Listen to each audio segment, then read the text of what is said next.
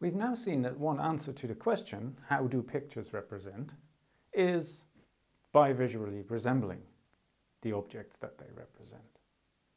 This is a resemblance theory of pictorial representation, and as an answer to the central question of the philosophy of pictures, it's been very influential. Many people have accepted the theory. Some people have said it is obviously true. Other people have given arguments in defense of the theory. But the idea that pictorial representation is simply a form of visual resemblance is controversial. Not everyone agrees with it.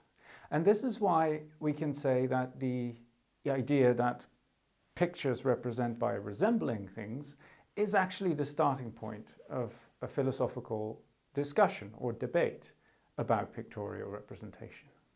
Because most of the theories that you find developed about the nature of pictorial representation are theories that provide an alternative to this idea that representation in pictures is a matter of resemblance. So another way of putting that is to say that the resemblance theory of pictorial representation is sort of the starting point of the philosophical discussion about pictures. It is the starting point that people are trying to get away from when they try to develop other answers to the question, how do pictures represent?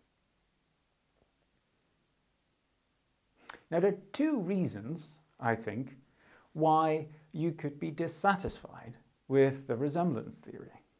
The one has to do with the fact that pictures have meaning. The other has to do with the fact that pictures seem to give us a special kind of experience. So you could think that the resemblance theory is actually quite a poor theory of pictorial meaning. It doesn't really explain well how it is that pictures have meaning in the first place. On the other hand, you could also think that the resemblance theory just doesn't fit well with the kind of experience we actually have of pictures. So if we look at the way we experience pictures, and if we look at the main claim that the resemblance theory makes, namely that pictorial representation is a matter of visual resemblance, you might see that actually that doesn't illuminate very much what kind of experience pictures afford. So let's look at these two arguments against the resemblance theory in turn. So one reason to be unhappy with the resemblance theory has to do with its answer to the question about pictorial meaning. So the resemblance theorist says that pictorial meaning is determined by visual resemblances. Now, visual resemblance is a fairly superficial phenomenon.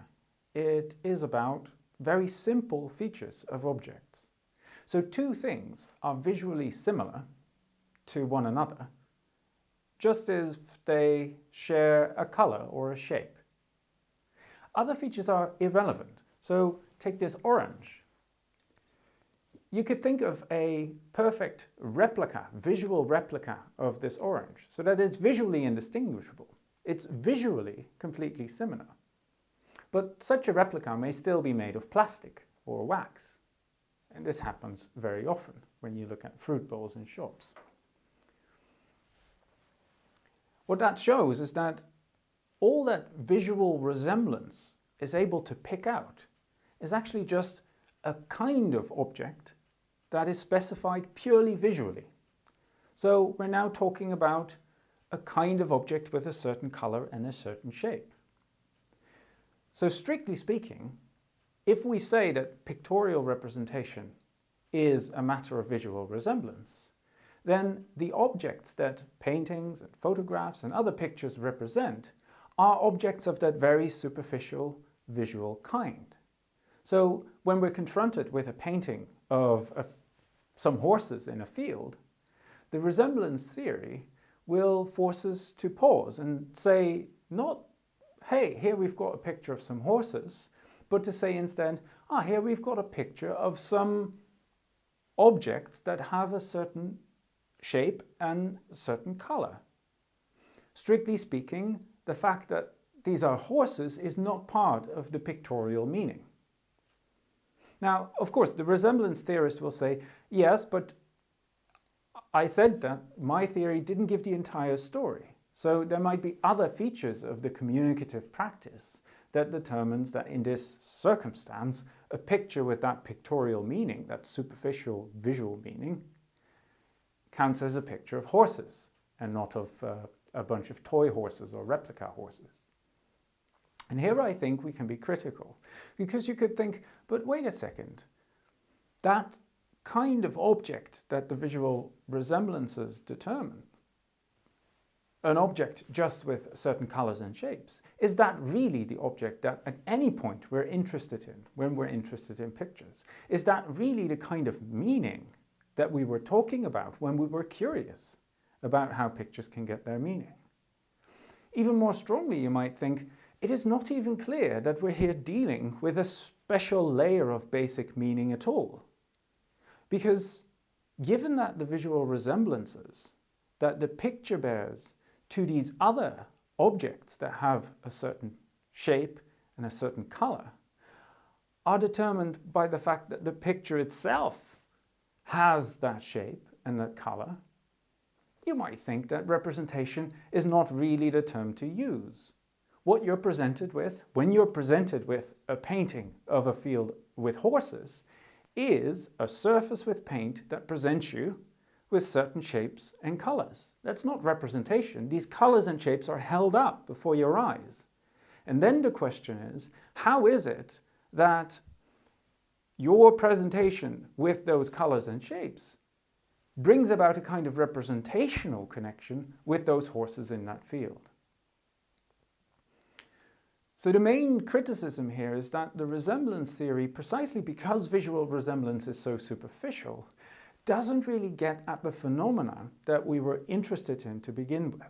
So the phenomena was pictorial representation, the fact that certain surfaces covered with pigments or paint can come to have meaning even though they don't have a grammar or some kind of interesting sentence structure.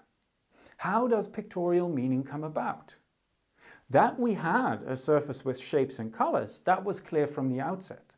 And it seems that the visual resemblance theory is not really able to move us very much, if anything at all, beyond that initial datum, that we had in front of our eyes some shapes and colors that somehow acquired a meaning that went all the way to people, to horses, and all the other things that we're interested in when we make pictures.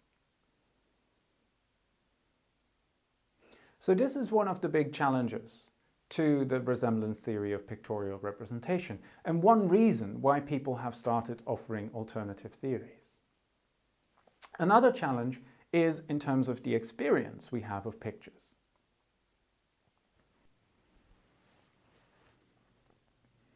From the perspective of pictorial experience, what it is like to look at pictures, the visual resemblance theory gets it entirely wrong.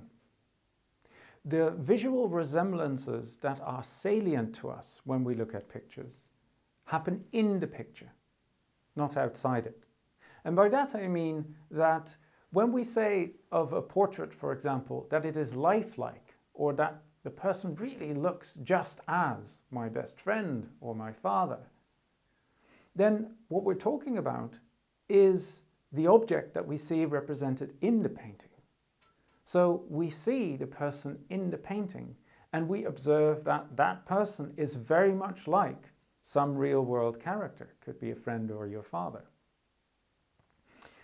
These resemblances are happening within the world of the picture, so to say. Think back of what I said about iconographic references, where the symbols or the symbolic links that iconography exploits also occur within the picture itself and not on the surface. So our experience of the picture and the similarities that are indeed salient to us when we look at pictures all occur within the world of the picture.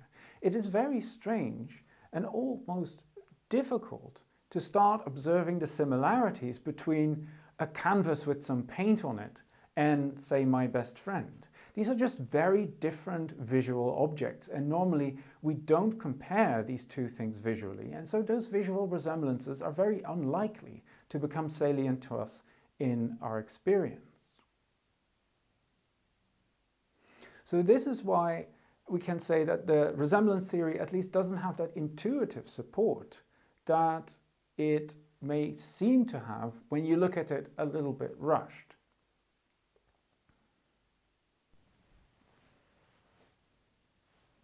Now, to be fair, I don't think that the resemblance theory was actually designed to be a theory of pictorial experience.